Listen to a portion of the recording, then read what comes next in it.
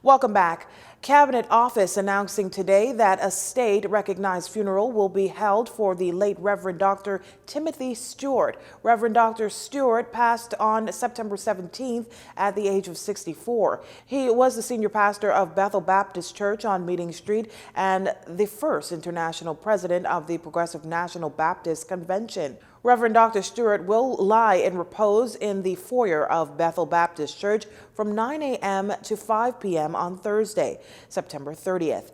Viewing for the general public will be from 12:30 to 5 p.m. The state-recognized funeral will be held on Friday, October 1st at 11 a.m. at Bethel Baptist Church, Meeting Street. Interment will follow in the church's cemetery. The Pan American Health Organization urging countries to not use vaccine certificates as a travel barrier due to the inequity of vaccine distribution worldwide. This much coming from Assistant Director of PAHO, Dr. Jarbas Barbosa, speaking by way of a translator during PAHO's weekly press briefing on COVID-19 in the Americas.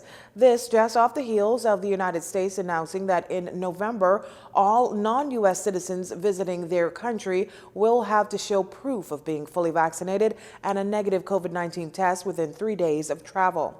In the meeting of our directing council last week, the countries approved a resolution where very clearly we have seen that access to vaccines should not be used as a barrier, because there is a point in time where many people don't have access to vaccines in our region, and they have access only to some vaccines but not to others, and to establish criteria would be a barrier that should be avoided. This is a decision that each country needs to make. Our recommendation is always not to use this as a barrier.